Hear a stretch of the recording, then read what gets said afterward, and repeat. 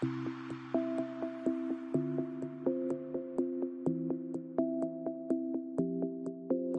I am Tony Russo, and this is In Case You Missed It from Kates-Boylston for the week ending Friday, September 5th, 2025.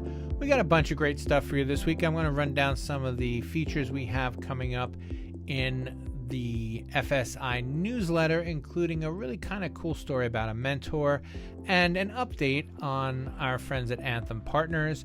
But before we get to that, let's listen to this message from our friends at NGL. Head to the National Guardian Life Insurance Company booth at this year's NFDA convention in Chicago to meet keynote speaker and pianist Felipe Gomez. Plus, be on the lookout for a big musical surprise as you head into the exhibit hall. For over 116 years, NGL has focused on providing pre-need insurance that hits all the right notes. Stop by booth 1639, that's 1639, October 26th through 29th to learn more.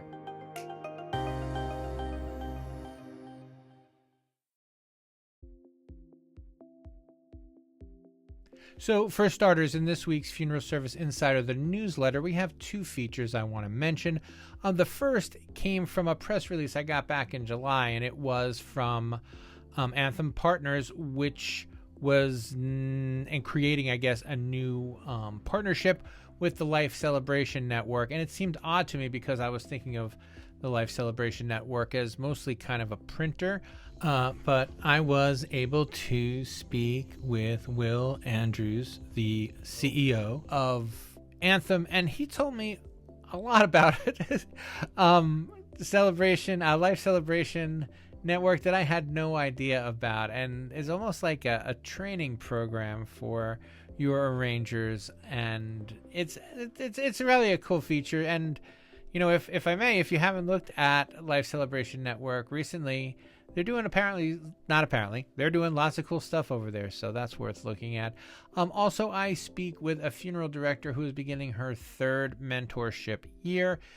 Each year she gets a kid from the high school and has that kid over to the funeral home, and she's found it just really satisfying. So we'll have her story also in this week's Funeral Service Insider, the newsletter. But now let's take a look at some of the week's news, starting with our friends in Indiana.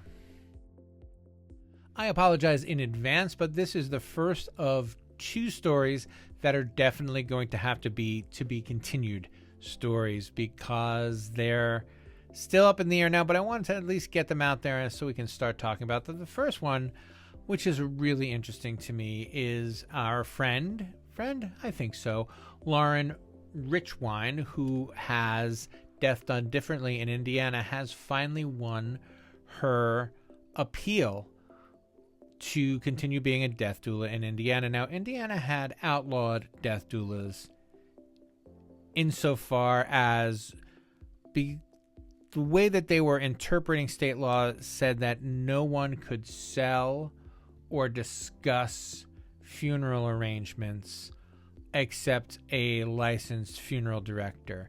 And it's a really, really weird law, and I don't know if they're going to revisit it or if they're just going to start interpreting it differently because, for example, I don't know what you do with caskets and urns purchased on Amazon. You know, it's not illegal to buy them on Amazon in Indiana. So it's a tricky, really backwards rule. And what they had done was they had said that Mrs.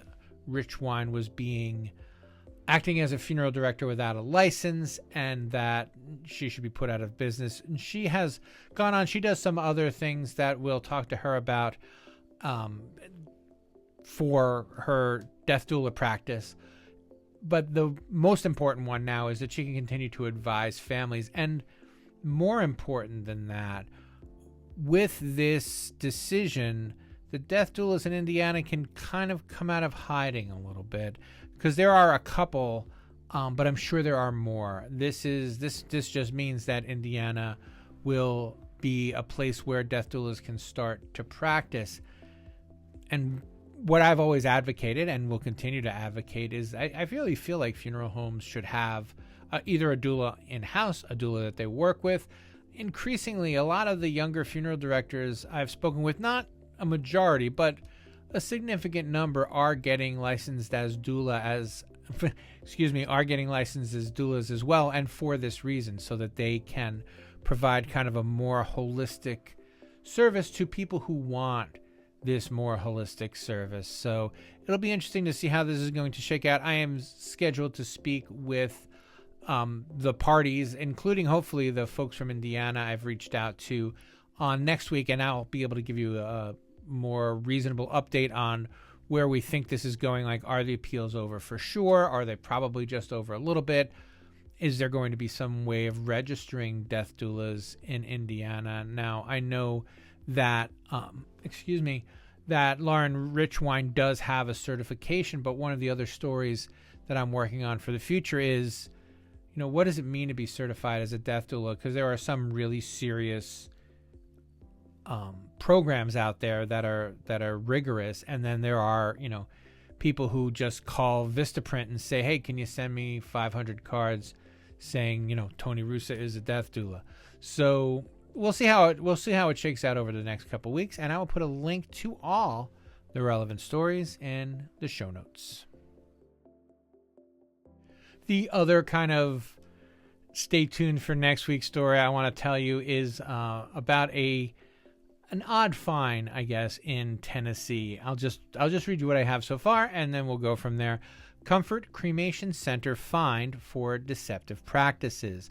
The Tennessee Board of Funeral Directors and Embalmers fined Comfort Cremation Center $5,000 for deceptive practices and operating without a license or fixed place of business.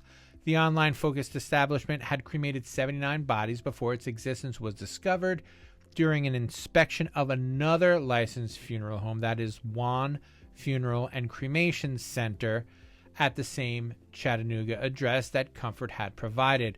Comfort's website also advertised a cremation package without listing individual prices for each item included, which is a violation of Tennessee law and constitutes misrepresentation or false advertising. And the reason that this is a kind of to be continued story is I've already reached out to the funeral home, to Wan Funeral and Cremation Center, and they've already responded to me, and we've gone back and forth, but I've just run out of time now. And the way this story appears to kind of unfold, it is one of these instances where a funeral home and crematory has opened a separate direct cremation business, and the pros and cons of that are something that we've already discussed and probably will continue to discuss. We've done lots of features on, is this a good way to kind of expand your business or kind of make sure that, there's not a direct cremator that is, buying space from you and undercutting you at the same time. And I feel like what happened here was that since they were a funeral home, they thought that their funeral home would cover Comfort's, but that isn't the case. And that's one of the things that they had said in the article was the funeral home staff had contacted the state and told them we're doing this, that, and the other thing, and the state said fine. And they are understandably upset because the people that they spoke with at the state were mistaken. And that's just something as an American that never gets old.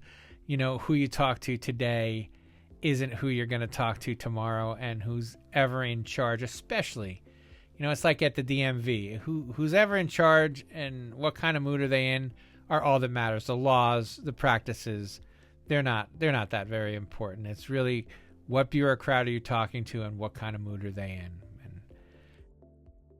So I got a message from John O'Hara a couple of weeks ago saying that he was getting into the mortuary equipment business, and we ran the press release in on Kates-Boylston.com in the industry news, and I'm going to read to you from it because I do have a couple things to say about it, but I'm just going to read to you from it.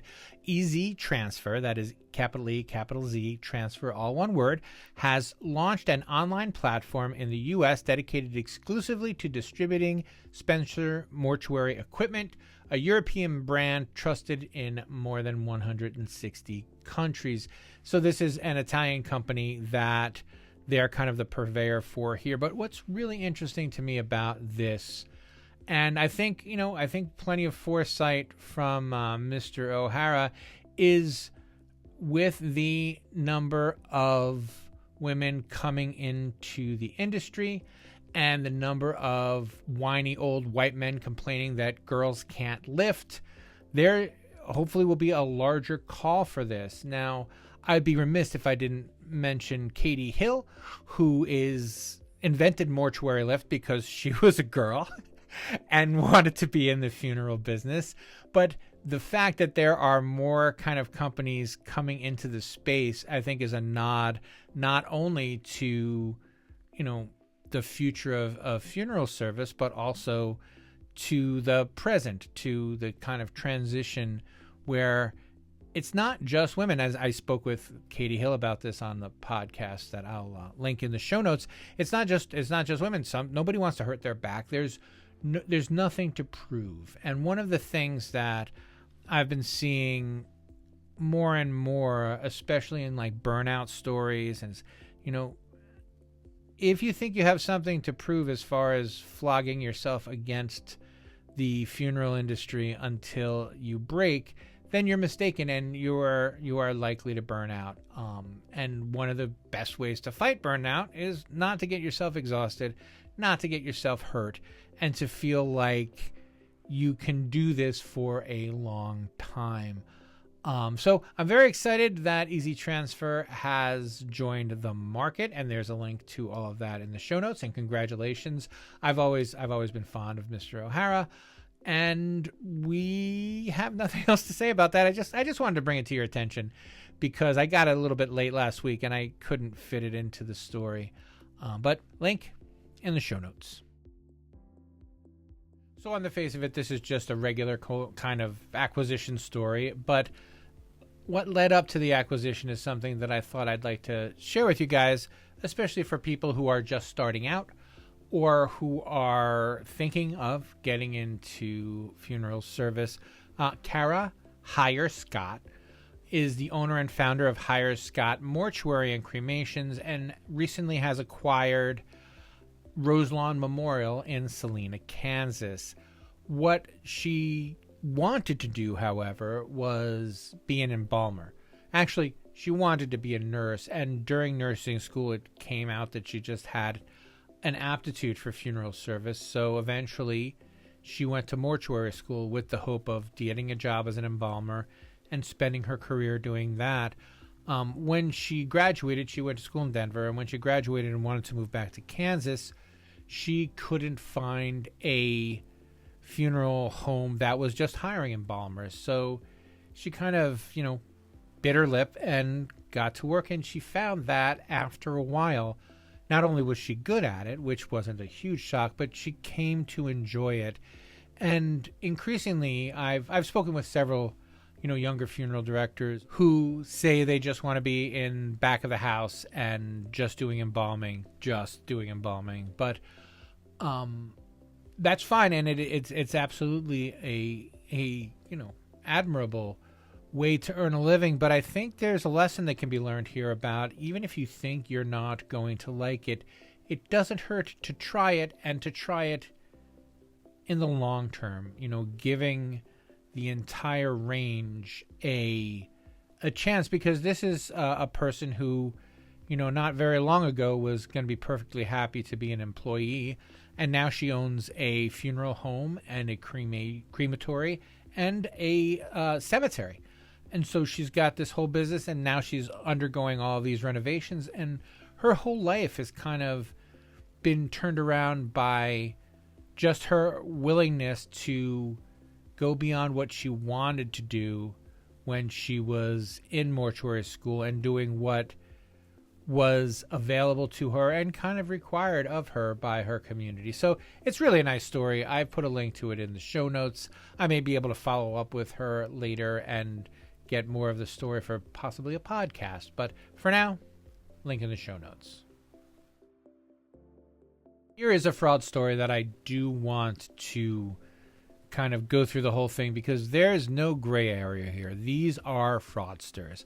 And I think that they have been arrested actually since I started reporting on this story. Woodland Funeral Home faces lawsuit for fraudulent charges. Kraft Brothers Funeral Home in Woodland, California, and its current owners, William and Lillian Wiggins of McNary Mortuary, are facing a lawsuit followed by the Yolo County District Attorney on behalf of nearly 1,000 families.